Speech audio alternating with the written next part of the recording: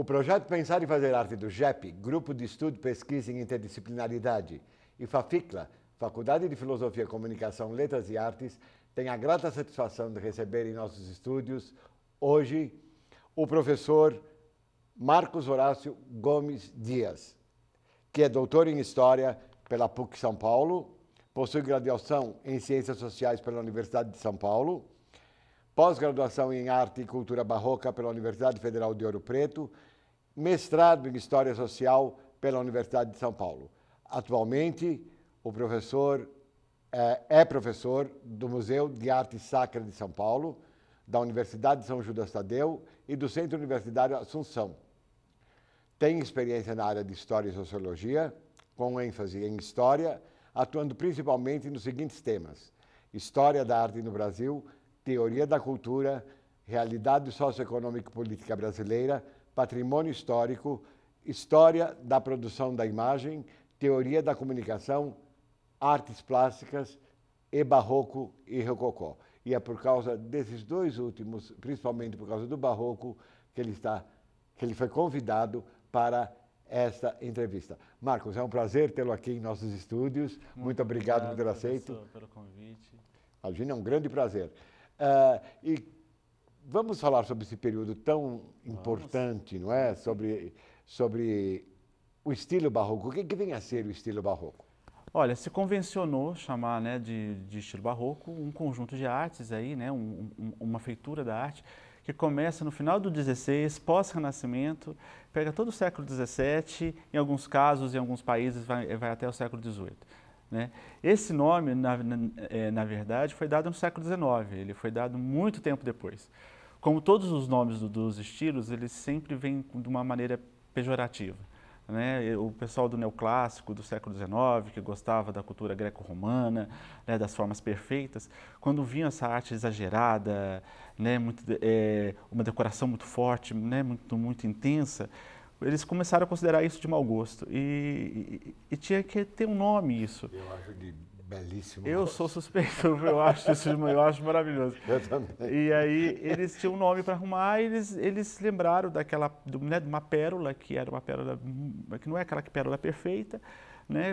Ninguém sabe se veio do português, se veio do espanhol, que se chamava barroca, essa pérola que é toda, né, que não tinha ela esse não é formato, redonda, ela não é redonda. Exatamente, ela né? não é um círculo perfeito. Isso, e deu o nome para o estilo. E há de várias cores, sim, inclusive preta. Exatamente. Maravilhoso.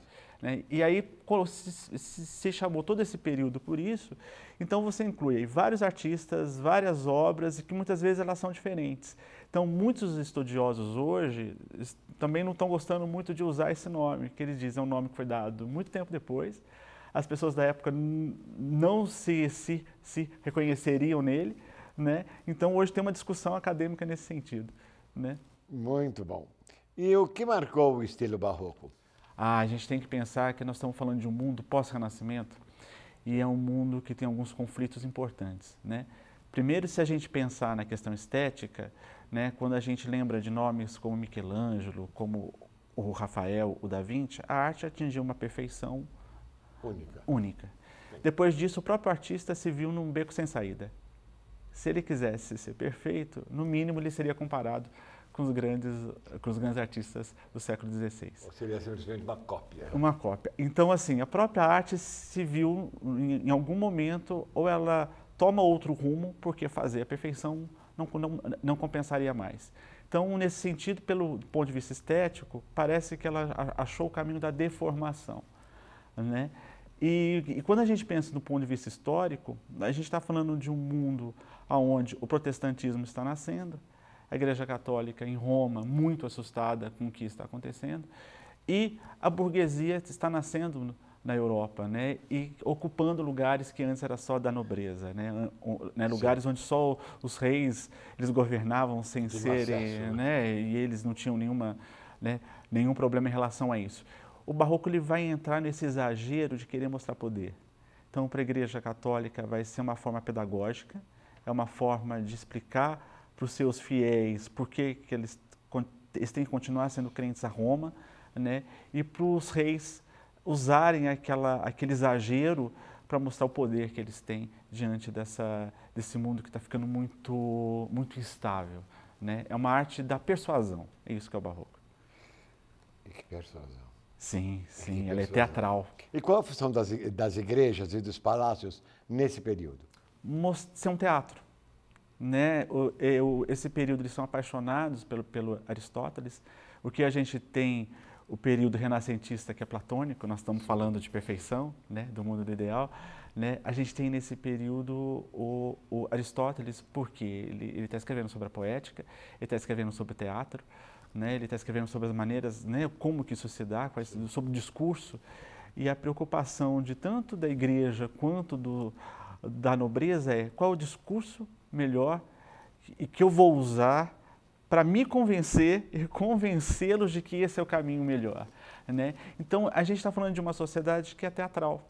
É teatral, então ir à igreja, as pessoas estão mostrando um papel, elas são atores naquele espaço, né? Então, né, do mais importante ao menos importante você percebe pela vestimenta e pelos gestos.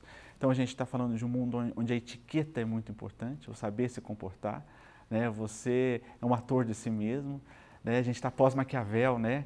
Que diz que o importante não é ser, é parecer ser. Parecer ser. Né? Mesmo sendo perseguido. Até hoje, né? Sim, sim. Até hoje. Quanto mais passa, sim. menos a gente vê aproximação, né? Não, e tem gente que diz que a gente está numa época neobarroca. Neobarroca. Né? Que onde muitas dessas coisas estão muito fortes aí. São muito fortes. São muito fortes. Né? E o rei também, quer dizer, se você é nobre, então você tem que atuar muito bem enquanto barão, enquanto visconde, enquanto rei, para convencer as pessoas que você é barão, que você é visconde, que você é rei. Então a gente está falando de uma E isso é Maquiavel também. Isso vem do Maquiavel, claro. Que é perseguido, mas justamente por ser perseguido, é lido. Como tudo que é proibido. Claro. Né? Então a gente está falando de uma época onde o saber viver está ligado ao saber atuar. Então o palácio e a igreja vão ser os dois lugares onde essa atuação acontece de maneira absoluta. Para a gente comparar os dois nesse momento, eu acho que tem que pensar na ópera, que é a arte do barroco. A arte do barroco, é exatamente isso que eu ia falar. Que é onde a gente vai encontrar música, pintura, né, escultura, o cenário, a dança, guarda-roupa, tudo. É o máximo. Tudo. Então ela Quer dizer, explode. ela é considerada a mais interdisciplinar de todas. Sim, de todas elas. Sim. Todas elas. Então, o barroco ele é isso, né? Assim, a igreja, o palácio vai servir para isso, né? É o campo da atuação. E a convocação do Concílio de Trento, que teve profundas consequências para a arte produzida na área da influência da Igreja Católica, qual foi esta? Vamos pensar assim, né? A gente tem Lutero aparecendo, né? O Martinho Lutero, né? O protestantismo nascendo pós ele, e aí né, a chamada Reforma Protestante. O que a Igreja vai fazer no momento seguinte? É a Contra-Reforma, né? E vai ser o Concílio de Trento. E lá eles vão definir que tudo aquilo que estava sendo atacado pelo protestantismo vai ser reafirmado pela Igreja de Roma. Então, os santos, os milagres, o clero, a burocracia romana e principalmente o uso da imagem. Né? A gente está falando do quê? Né? O protestante, nesse momento, ele pode abrir mão do uso da imagem porque a gente está após a invenção da prensa também, pelo Gutenberg, e a aposta que eles vão fazer vai ser a alfabetização. O que o cristianismo de Roma faz? Não, a nossa aposta, mesmo escrito na Bíblia, mesmo não podendo, tem que ser a imagem, a população não sabe ler. Então, o que vem com o concílio? A arte ela é pedagógica e ela vai ter que ser usada. Então, quando a gente fala em arte barroca, e principalmente na questão religiosa, ela é muito importante quando a gente pensa a Contra-Reforma. É a chancela que se precisa para o uso da imagem. E em que período ocorreu o movimento barroco na Europa, realmente? Quando a gente pensa, é o final do Renascimento, né? Tem um período aí que a gente chama de maneirismo, é quando vários artistas que estão fugindo dessa maneira muito rígida, talvez, do mundo renascentista, né? Dessa perfeição, cada um à sua maneira está querendo achar um caminho para a arte. Né? Então você tem esse período, na sequência já aparece o barroco. Para alguns autores, 1580, mais ou menos. Sim. Né? E aí essa arte se expande, né? Ela convence a Europa. Né? Ela, principalmente os países católicos, mas até no mundo protestante ela chega. E aí, assim, vai durar conforme a cultura de cada país e naquilo que se reconhece na arte barroca. Quando a gente pensa em Brasil, por exemplo, quando ela chega na América, ela chega, na sequência ela chega na América, né? Porque nasce na Europa, a gente tem que pensar que é uma Europa que está chegando na América Latina, que está usando dessa técnica para persuadir os índios, para depois persuadir os escravos, né? Para a sua própria população, para tentar mostrar que a igreja está presente, que o rei está presente. Então, rapidinho isso chega por aqui. Né? E no Brasil, se a gente pensar, a gente vai ter isso, Aleijadinho está morrendo em 1814. Então, assim, né, é um período que é vasto, né? E a gente vai encontrar a igreja barroca na Índia, pelos portugueses, né, em fachadas de igreja de Macau, na China, né? Um estilo que ele parece, ele sai da Europa, né? Ele ganha mundo. Dissemina. Né? Dissemina. E no Brasil, quando que... Então, é isso que a gente comenta ultimamente, né? Sempre a gente tem a discussão que a arte, tudo aqui chega atrasado, né? E parece que não, parece que tudo chega ao mesmo tempo. E a gente pega aquilo que nos interessa. O que nos interessa a gente não fica. Então, assim, quando a gente pensa, os jesuítas estão saindo dessa Europa no século XVI, eles já trazem essa arte maneirista para cá e neles a gente já encontra essa arte barroca já no final do XVI. No 17 na Europa acontecendo, no Nordeste do Brasil acontecendo, né? Muito forte. Né? Então, assim, a gente tem o barroco tardio na Itália, por exemplo, no século XVIII, e aqui no Brasil o barroco ainda muito vivo na América Latina. Né? O barroco ele tem uma característica, ele é uma obra aberta. E o Brasil é riquíssimo em barroco. Sim. Ele riquíssimo. Né? Tanto que os franceses, né, assim, vários estudiosos franceses se encantaram pela arte barroca brasileira. Né? E são eles principalmente que vão levar o que é o barroco brasileiro para o mundo acadêmico internacional. Né? Que deveria ser o contrário, né? Sempre, né? Porque a riqueza dele aqui é enorme, principalmente um amigo meu, que era professor aqui da casa, o Elis da Böhmen, sempre ele fotografou, ele fez um livro sobre o barroco no Brasil, que foi assim um espetáculo. Não, a gente tem que pensar, por exemplo, que a gente tem modelos no Brasil, pensar pós-terremoto de Lisboa, que as igrejas de Lisboa são dizimadas nesse terremoto, a gente só vai achar coisas similares em Salvador. Né? Os estudiosos têm que vir para cá para entender o que foi Lisboa. Né? Quando o barroco está morrendo na Europa, você tem um Aleijadinho em Minas Gerais que leva o barroco às últimas consequências. Então, assim, né, de uma elegância absurda, como toda a etiqueta barroca pede. Exatamente. Né? Quer dizer, eu acho que todo universitário, todo estudante deveria dar uma fugidinha para a Bahia, para cidades históricas em Minas Gerais, para visitar isso, para ver de perto mesmo, para ver a beleza do que... A estética, não é? Os traços são uma coisa assim... Até porque os modernistas depois vão entender nesse barroco inicial da colônia como as nossas raízes estariam ali. Exatamente. Então, a partir daí, você tem toda uma releitura no século XX, que vem até agora, onde isso está impregnado, né? Nosso sangue mesmo, né? É muito bonito. Eu gostaria de ter tempo de ir novamente. Meu tempo está escasso para viajar. Sim, professor. E quais os mais importantes artistas do período barroco no Brasil? Quando a gente vai pensar, nós temos o Aleijadinho é o máximo, né? Nesse sentido. Né? Você tem o Joaquim Vieira Servas, você tem o João Nepomuceno, né, em Minas Gerais, você tem o Xavier de Brito no Rio de Janeiro, depois você tem o Veiga Vale em Goiás um pouco mais tarde, você tem o Mestre Ataíde pintando em Minas Gerais. Olha, é uma infinidade de nomes que a gente ficou muito tempo preso em dois grandes nomes, que foi o Aleijadinho na escultura e o Ataíde na pintura. Né? E tem uma infinidade de artistas bons, muito bons, né? E que tiveram o azar de nascer no mesmo período dessas duas grandes figuras. Sim, isso acontece com todos os grandes gênios. E aí o que está acontecendo agora na historiografia? Buscando esses nomes. Né? Isso vale no caso também para a nossa música colonial, que uns escutam essa barroca, essa neoclássica e tal. Isso acontece também na ópera, entende? Muitas vozes maravilhosas foram ofuscadas por outras que realmente eram únicas, não é? E a produção brasileira de música nesse período é impressionante. É belíssima. É belíssimo. É belíssimo. É assim, então a gente tem que pensar que quando a gente entra numa igreja barroca no Brasil, né, quando, com aquelas colunas salomônicas que tentam imitar as colunas do Templo de Jerusalém, que seriam essas, né, todas aquelas folhas de acanto, né, que vem lá da funerária de Roma, ou seja, um discurso falando de morte, né, para você pensar na sua morte, porque pode ser que um dia você vá, e se ela te pega de meio desprevenido, é muito ruim, porque não deu tempo de você pedir perdão pelos seus pecados, de, né, de tomar suas boas ações como necessário.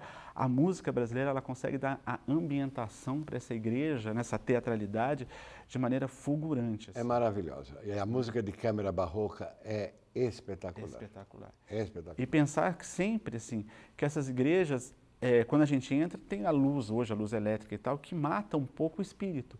Porque o artista, quando a compõe, sabe que aquilo vai ser visto com velas. Então aquilo esconde, aquilo aparece, aquilo esconde de novo, né? E aquilo te faz entrar numa atmosfera de mundo religioso que hoje a gente perdeu.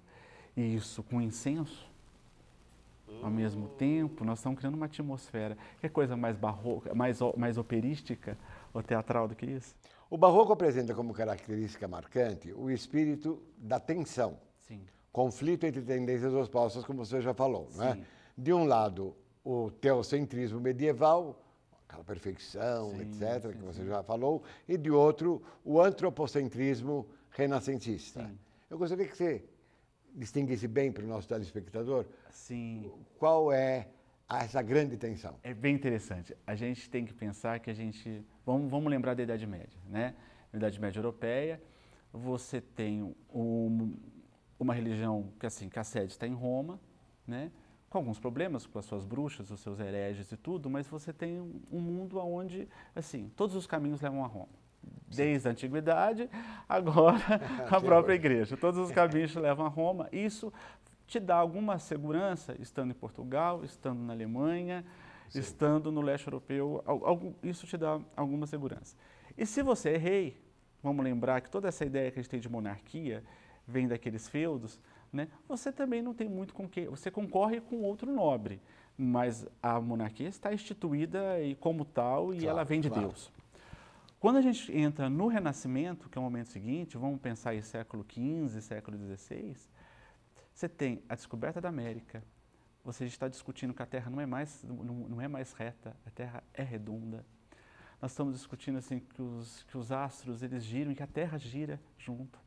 Né? No momento seguinte, a gente começa a discutir a circulação sanguínea, então dentro da gente tudo pulsa, se mexe, tudo pulsa, tudo circula.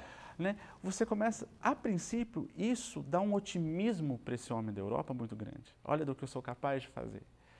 Né? Eu sou capaz de ganhar os mares, eu sou capaz de descobrir, né, os astros, de ver o mundo de uma outra maneira. Nesse sentido, esse antropocentrismo vem com muita força. Esse homem não deixa de ser, de ser religioso, mas ele olha para Deus com uma outra cara. Né? Esse Deus ele é um arquiteto.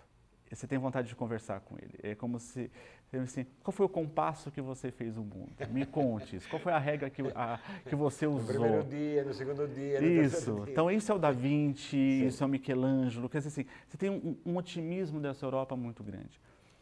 Só que vai ter a ressaca desse otimismo. E agora? O que antes era reto, o que antes estava estático, agora parece que não mais. O descobrir o outro lado do mundo tem seu preço. Você encontra pessoas diferentes, ou culturas diferentes de você. E os índios? São gente ou não são gente? Tem alma ou não tem alma? Se a Terra ela é redonda, por que a gente não cai? E aí tem um que falou que a Igreja Católica não necessariamente é a igreja mais correta, quer dizer, você tem outras possibilidades do mundo cristão. Quer dizer, o que foi bom no começo, escutar essas histórias, eram histórias fantásticas, eram maravilhosas, te dá um susto muito grande, porque para onde que eu vou agora? E se os protestantes estiverem certos? Eu continuei católico. E o índio fica só sendo exótico e não um ser humano? E ele é gente? E ele é gente? Aí eu virei protestante. Aí eu penso comigo, e se os católicos estiverem certos? O rei, eu falo, mas e essa burguesia que apareceu? Que agora eu dependo do dinheiro dela? Será que ela está certa? O que? Aliás, até hoje, né? Sim, estamos aí com essa discussão. Aí, né? Nasce uma dúvida uma dúvida de viver mesmo. O século XVII ele é conhecido por essa angústia de como responder à vida. Nós estamos falando do mundo das guerras religiosas, então, quando a gente pensa na colonização da América, você tem que lidar com tanta coisa diferente, quer dizer, uma cultura indígena riquíssima, extremamente diferente, diversa, com culturas africanas chegando. Dizimada também. Dizimada, no meio de tanta dor. Sim. Então, assim, nessa hora, a própria estrutura perfeita do mundo renascentista não cabe mais. Não. O artista que, pela questão técnica, também teve que buscar um outro caminho, que foi o deformado, vamos pensar assim, esse deformado coube muito bem nesse momento de angústia, porque esse homem barroco é aquele que experimentou o gosto de ser homem, de ser gente, de ter os prazeres da vida e do intelecto durante o período renascentista, só que ele não deixou de ser temente a Deus. E se eu pequei? Ele é o tipo, a gente brinca, né, o pessoal que estuda com isso, que assim, ele é aquele homem que gosta de passar a noite numa boa taberna, de ler um bom livro, de conviver com as suas mulheres, mas só que quando ele amanhece, ele procura uma igreja, pede perdão para Deus. E nunca mais vai... Ele fala que nunca mais vai fazer isso de novo. Só que chega às 10 da noite, ele lembra de tudo bom que ele já passou. Então, isso é o homem barroco, Sim. é essa dicotomia.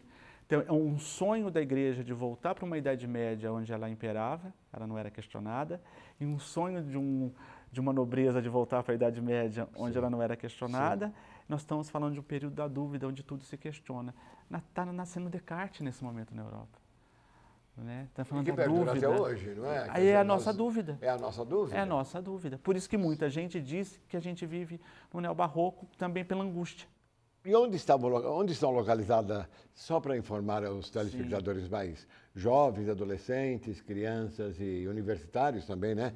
Onde estão localizadas as primeiras, onde foram construídas as primeiras escolas, as primeiras igrejas barrocas e onde estão as principais, né? Sim. A fim de que sejam visitadas, a fim de que sejam estudadas e também lidas, porque existe muito livro que vocês podem utilizar para leitura a fim de saber mais a respeito do barroco, do que foi o barroco na Europa e do barroco no Brasil, além dessa maravilhosa explanação aqui nos dada pelo professor Marcos. Onde fica o Marcos? Olha, quando a gente pensa em Europa, a gente tem que pensar que o barroco estão nos espaços urbanos, são as grandes cidades europeias. Então, para a gente pensar, Roma é a cidade por excelência, né? O barroco, por convenção, a gente diz que nasce em Roma, né? E como Roma se torna a sede dessa cristandade, então todos os países do mundo católico vão querer que os seus artistas frequentem de alguma maneira Roma para aprender a como se fazer arte. Sim. Por isso que a gente pode brincar em arte e fazer uma linha e ir buscando os artistas, porque de alguma maneira eles passaram pelas mesmas cidades e se conheceram. Então, por exemplo, a primeira pintura que causa muito impacto é do Caravaggio, né? O claro escuro. E esse claro escuro é esse claro escuro da dúvida. E muitas vezes tem muito mais escuro do que claro. Né? E é teatral e é muito também. Forte, muito. Ele foi muito criticado. Né? E porque ele usa gente do povo, já que ele quer falar do mundo real, né? Esses homens desse período, eles têm uma característica, eles gostam de dizer que eles são mais realistas do que os próprios renascentistas, porque o mundo não é perfeito, como os renascentistas diziam. Né? E Paris no sentido quando a gente pensa o Palácio de Versalhes, na vizinhança de Paris, porque lá o rei está usando de todo o artifício possível, o barroco cai muito bem para mostrar o poder que ele tem. Quando e aí a gente pensa em todas as cidades europeias, né? As principais cidades espanholas, as principais cidades portuguesas. Ali também, né? Aí, sem fim, né? Quando a gente pensa no barroco espanhol, no barroco português. E vai acontecer com as primeiras cidades da América Latina. Quando a gente pensa em Brasil, nós estamos falando de Salvador, de Recife, né? Estamos falando de Belém, do Rio de Janeiro, depois das primeiras cidades mineiras, né? Então, assim, que estão nascendo nesse momento e elas querem o quê? Primeiro que tem a última moda do momento, que é o barroco. Todo mundo que tem algum dinheiro, que é o que tem, que é a tendência do momento que vai ser essa. E pela necessidade dos reis que estão na Europa e da igreja em Roma de mostrar, deixar bem claro que eles existem. Então, as ordens religiosas estão construindo seus conventos e seus mosteiros nessas cidades do litoral, né? E aí depois a gente vai ver esse barroco ganhando. Ele sai dessas cidades e vai ganhar o interior. Então vai ser muito comum a gente ver nas grandes fazendas brasileiras capelas riquíssimas. Capelas riquíssimas. As esculturas maravilhosas. Então assim, a gente tem que pensar, né, para quem está interessado em estudar isso, ou viajar, ou ganhar mundo para pesquisar isso, que assim, que a gente fala de meia dúzia de cidades brasileiras, né? Fala de João Pessoa, fala de Salvador, fala de Recife, fala do Rio, fala de Ouro Preto, de Mariana e tal. Mas a gente tem que pensar que o Brasil inteiro tem igrejas barrocas. Né? Nós estamos falando de uma colônia. Capelas também. A colônia durou 300 anos. Quer dizer, um trabalho para esse livro que eu falei para você no começo enorme. Sim, imenso. Pense que Minas Gerais tem o tamanho da França e o patrimônio histórico mineiro. Quando você faz o levantamento dele, as igrejas barrocas estão em Minas Gerais inteira. Então aí a gente já vê que o Aleijadinho ele é o melhor, mas ele é um. Você imagina a quantidade de artistas que você precisa para fazer essa quantidade de igrejas em todos esses lugares do Brasil. E a gente tem que pensar que, assim, que as igrejas são adequadas ao extrato, à classe que você vem. Claro, então, se você é branco, você frequenta uma determinada igreja, se você é mulato, outra, se você é escravo ou negro liberto, outra. Então, como você também não vai frequentar a igreja que não lhe convém, você também vai juntar o seu dinheiro para ter uma igreja adequada a você. Então é por isso que quando a gente vai numa cidade colonial, chama muita atenção das pessoas, fala, mas essas cidades às vezes são pequenas e com essa quantidade de igreja. Mas é que precisa para todos os estratos sociais que estão ali.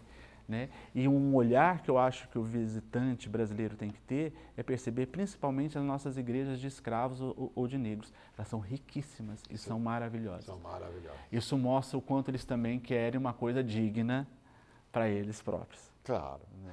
Eu gostaria de agradecer muitíssimo a sua presença, Marcos. Muito obrigado, professor. E espero vê-lo novamente em uma aula aberta do JEP. E também gostaria de agradecer ao telespectador pela audiência. Muito obrigado.